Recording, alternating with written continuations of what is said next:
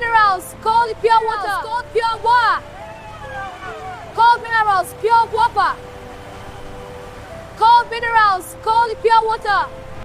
Mommy, why is that auntie walking in the sun? That her life focus on your tablet. The sun was hot. Not just hot, it was angry. Cars were packed tight on the long road in Lagos. Horns were shouting louder than people. Conductors were hanging from buses, calling passengers. Hawkers moved like soldiers between cars. And then, a voice rose above the chaos. Buy your pure water, cold water, good for body. Joy balanced a heavy bag of pure water on her head. Sweat rolled down her face, but her voice stayed strong. She walked fast between cars, knocking gently on windows. Madam, pure water, very cold. Some people ignored her. Some waved her away. One man shouted, "Go away! You are blocking my side mirror." Joy stepped back quickly. She almost got hit by a moving keke, but she didn't stop. She couldn't stop because this was her life. A young boy in a car looked at Joy and asked his mother, Mommy, why is that auntie working in the sun? That her life. The woman replied without looking, That's her life. Focus on your tablet. Joy heard it. She smiled, but it was a painful smile. If only they knew. If only they knew. She once wore clean white shirts, sat in air-conditioned classrooms, and wrote exams with confidence. If only they knew. She graduated from one of the best schools in Nigeria, University of Lagos. And not just graduated, she finished with a first-class degree in business administration. Joy was not born into comfort. She never knew her father. He died when she was just 3 years old. Her mother tried. She really tried. She sold food by the roadside just to send Joy to school. But life was not kind. When Joy turned 18, her mother fell sick. There was no money for proper treatment. Joy watched her mother grow weak, day by day. One night, her mother held her hand and whispered, Joy, education is your only way out. Don't give up. That was the last thing she said. Joy became alone in the world. After her mother died, one man stepped in, her father's younger brother, Uncle Shola. He lived in Lagos and owned a small shop. Life was not easy for him, but he took Joy in. You will go to school, he said firmly. Joy didn't waste a chance. She studied hard, very hard. At night, she helped in the shop. During the day, she went to school. She didn't complain. She had a goal, to succeed, to make her mother proud. After school, Joy went for NYSC in Kano State. She served well. She was respected. People said, your future is bright. Joy believed it too. But after NYSC, everything changed. She applied for jobs, again and again and again. No response. Months turned into years. 1 year, 2 years, 3 years, 5 years. Nothing. No job, no connection, no helper. Her savings finished. Hope started to break. One morning, Joy looked at herself in the mirror. Her eyes were tired. Her stomach was empty. She had no choice. She stepped out, not to an office, but to the street. She carried pure water on her head. The same Joy who graduated with first class now shouted in traffic for survival. Tears rolled down her face as she walked, but she wiped them quickly because Lagos does not wait for your pain. That same day, as Joy moved between cars, shouting weakly, "Pure water!" a black-tinted car stopped beside her. The window rolled down slowly. A man inside looked at her carefully. Then, he said something that would change her life forever. "Wait, I know you." Wait, I know you. Joy Who was froze. this man? Her heart started beating Is fast. that real? Who was this man? And how did he know her? The traffic refused to move. Heat rose from the road like fire. Joy stood frozen beside the black-tinted car. Her heart was beating fast. The man inside leaned closer and looked at her carefully. "Joy, is that really you?" Joy blinked. No one had called her name like that in years, not like someone who knew her. She looked closer.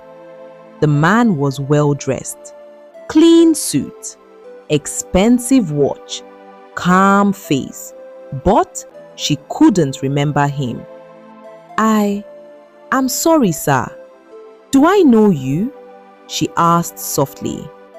The man smiled, not a proud smile, a knowing smile. "I'm Tunde, your coursemate, business administration, final year project group." Joy's eyes widened. "Tunde?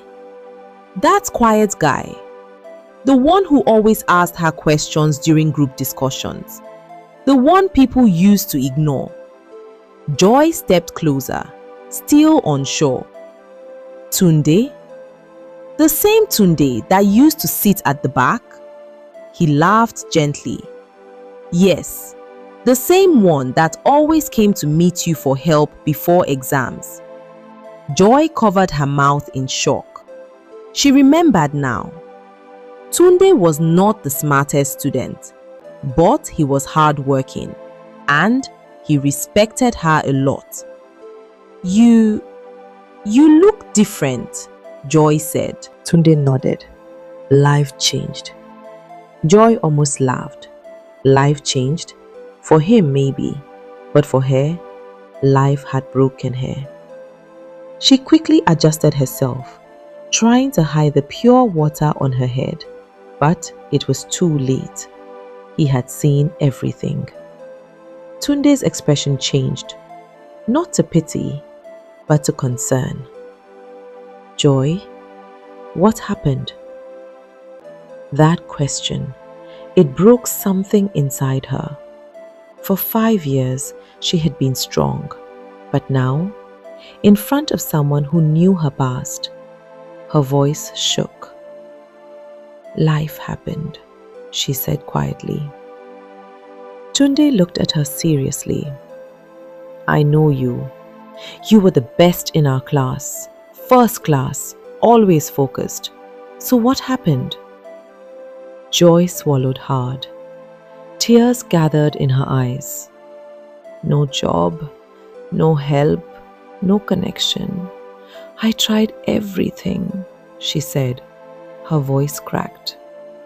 "I even stopped believing in myself." Silence filled the space between them. Even the noise of Lagos felt far away. Tunde leaned back slightly. Then he said something unexpected. "Get inside the car." Joy stepped back immediately. "No, sir, I'm working." Tunde shook his head. "Joy, this is not charity. I need to talk to you." Joy hesitated. Lagos had taught her one thing. Not every opportunity is safe. Not every smile is good. But something about Tunde felt real. Still, fear held her back. I don't understand." Tunde looked straight into her eyes. "I run a company now." Joy froze. "A business consulting firm. And right now, I need someone like you." The words hit her like thunder. Someone like her? After 5 years of rejection? Joy looked around. Cars, noise, heat. This was her reality. Then she looked at Tunde. This could be something else, a way out, or another disappointment. Her heart was racing. "What kind of job?" she asked carefully.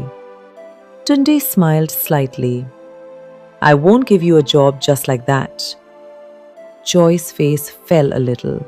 Then he continued, "I will give you a chance." He pointed at her bag of pure water. "Sell all this water in the next 30 minutes. Joy blinked, confused. "That's what I already do." Tunde shook his head. "No, sell it differently." Joy frowned. "What do you mean?" Tunde leaned forward. "Convince me that you are not just a graduate, but a business mind." Silence. Joy felt something wake up inside her, something she had buried for years. Joy slowly removed the water from her head. She looked at it, not like a hawker, but like a strategist. Her breathing changed, her eyes sharpened. For the first time in years, Joy was not thinking about survival. She was thinking about opportunity. She stepped forward into the traffic again, but this time she didn't shout the same way. She raised her voice differently. "Attention! Cold water! Special offer! Buy two, get one free!" People turned. Drivers looked. Passengers rolled down windows. "Limited time! Don't miss it!" Energy filled her voice. Confidence returned. Cars that ignored her before now called her. Within minutes, sales increased. 20 minutes later, Joy stood still, breathing heavily.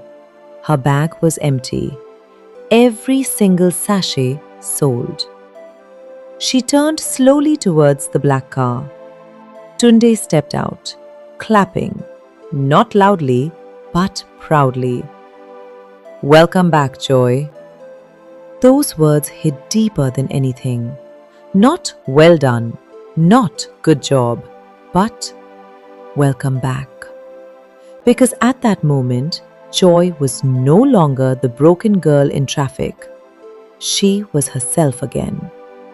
Tunde looked at her seriously. "This is just the beginning," he said. Then he added something shocking. "I didn't stop the car today by mistake." Joy's heart skipped. "What do you mean?" Tunde took a deep breath. "I have been looking for you for a long time." Joy's world went silent again. Why? Why would a successful man be searching for her? What would he know? The traffic finally began to move slowly, but waking Joy's mind, everything stood still. She looked at Tunde, confused. "You've been looking for me? Why?" Tunde didn't answer immediately. He leaned on his car and crossed his arms, studying her face like he was confirming something important. "Because," he said slowly, "you changed my life, and you don't even know it." Joy frowned. "Me? How?" Tunde gave a soft what. "Do you remember final year when I've almost dropped out?" Joy searched her memory. Then it hit her. Tunde, always struggling with results, always worried. "Yes, you were having serious issues with your portrait with your parents," she said. Tunde nodded. "And everyone avoided me, even my friends." Joy stepped quiet. "But you didn't," he added.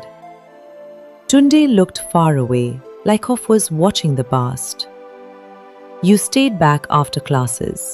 helped can't get. Joy shook her head slightly. You told a second and you will never. Joy blinked. What did I say? Tunde intended her words slowly. You said, Tunde, don't let your current with your physical version. You could today because doing some cutting. Joy froze. She born saying that. But to Tunde, that sentence was everything. Tunde took a deep breath. That day, something changed in me. I stopped seeing myself as a failure. I started pushing harder. He looked at her directly. I graduated, not with first class like you, but I made it. Joy felt something warm inside her, but also pain because her own story did not continue like his. Tunde continued. After NYSC, I struggled too. No job, no help. Joy's eyes widened. So, how did you? Tunde smiled. I remembered what you said. So I started small. Very small. He explained how he began helping small businesses organize their money and grow. No office, no connections, just knowledge and courage. Today, he said calmly, I own a business consulting company that works with big clients. Joy stared at him. Same school, same struggle, different outcome. Joy lowered her head. So, why didn't my own life change like yours? Her voice was soft, broken. Tunde didn't rush to answer. Because, he said gently, you stopped believing at some point. That truth hit hard. Joy felt tears rise again. I tried. I really tried. Tunde nodded. I know, but trying without direction can still lead to frustration. He pointed to her empty water bag. But today, I saw something. Joy looked up slowly. What? Tunde smiled. The real Joy. Joy took a step closer. You still haven't told me why you were looking for me. Tunde nodded. You're right. He reached into his car and brought out a file. He handed it to her. Joy opened it slowly. Inside were business plans, ideas, notes, strategies, and at the top of the page, a name. Joy Enterprises.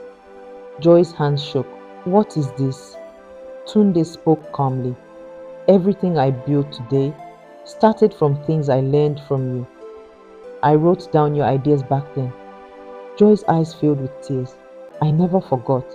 He paused, and I promised myself, if I ever made it, I would come back for you. Joy looked at him, confused and emotional. So, what are you saying? Tunde looked serious now. I'm not here to give you a job. Joy's heart dropped slightly. But then, I'm here to give you something bigger. Silence. I want us to build something together. Joy couldn't breathe for a moment. Me? After everything? Tunde nodded. Yes, because your mind is still powerful. You just forgot. Joy wiped her tears. Fear and hope fought inside her. What if I fail again? Tunde smiled. Then we try again. But this time, you won't be alone. Joy looked at the road, the traffic, the struggle, the life she had been living. Then she looked at Tunde. A second chance, a new beginning, but also risk. Her heart was beating loudly. Finally, she spoke. I will do it. Tunde smiled, not surprised, like he already knew. Good, he said, because what we are about to start, he paused, will change more lives than just yours. Joy felt something new, not fear, not pain, but purpose. As Joy entered the car, she didn't know one thing. The journey ahead would not be easy because someone was watching. Someone who didn't want her to succeed. From across the street, a man made a phone call. She's with him now. A cold voice replied, then don't let her rise. Joy sat inside the car. For the first time in years, she was not standing in traffic. She was inside comfort. Air conditioning cooled her skin. Silence replaced noise. She looked out the window as Lagos moved past her. Her life was changing, but deep inside, fear still lived there. Tunde, what exactly are we building? She asked quietly. Tunde smiled slightly. A business that helps small traders grow. Joy's eyes lit up. Like my uncle's shop? Exactly, Tunde replied. We will help people like him organize, expand, and succeed. Joy felt something powerful inside her. This was not just business, this was purpose. They arrived at Tunde's office. Joy stepped out slowly. The building was clean, modern, professional. Her legs felt weak. Can I really fit into this world? She whispered. Tunde heard her. You don't need to fit in, he said. You will build your own space here. They walked inside. Staff greeted Tunde with respect. Joy noticed something. No one looked down on her. No one laughed. Instead, they looked curious and welcoming. Across town, in a quiet office, a man sat behind a desk, watching a photo on his phone. Joy and Tunde. His face was hard, unfriendly. Sir, she's now working with him, another man said. The boss leaned back slowly. So, the girl has entered the game. He smiled slightly, but she doesn't understand the rules yet. He picked up his phone. Start watching them closely, especially the girl. Back at the office, Joyce sat with a notebook. It felt like school again, but this time it was real life. Tunde guided her. Business is not just ideas, he said. It's execution. Joy nodded. She learned fast, very fast. Market strategy, customer behavior, pricing, everything came back to her, like it never left. Days turned into weeks. Joy began to contribute. Her ideas stood out. Even staff started noticing. Ma, that plan worked, one employee said. Joy smiled. Confidence returned, little by little. One day, Tunde called her. Joy, we have a client. She sat up straight. A big one. Her heart started racing. A group of market traders, struggling to survive. Joy's mind immediately connected. This was her world. This is yours, Tunde said. Joy froze. Mine? Yes, you will lead this project. Fear returned. What if I mess up? Tunde looked at her calmly. You already lived their life. That is your advantage. Joy took a deep breath. This was her moment. That same night, Joy received a message. Unknown number. She opened it. Stay away from Tunde's business if you value your life. Her hands froze. Her heart pounded. Another message came. You don't belong there. Fear rushed through her body. Her past struggles, her present hope. Everything felt like it could collapse again. She sat down slowly. Tears formed. Not again. Not when things were just starting to get better. The next morning, Joy sat quietly in the office. Tunde noticed immediately. What's wrong? She hesitated. Then she showed him the message. Tunde's face changed. Serious, cold. I was hoping this wouldn't happen so soon, he said. Joy felt fear rise again. What do you mean? Tunde looked at her directly.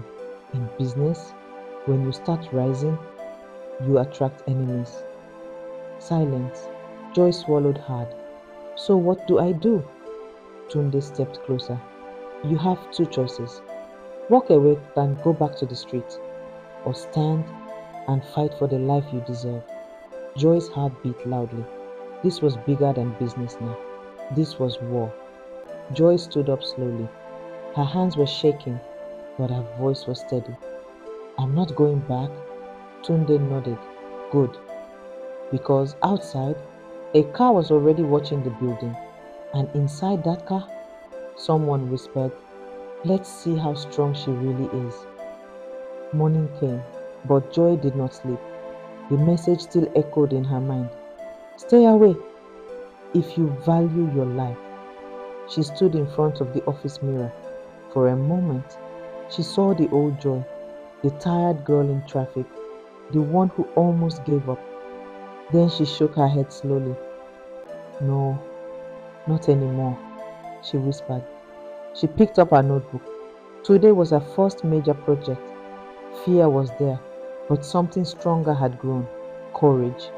Joy arrived at the market. Noise, heat, movement, just like the traffic. But this time, she was not there to sell.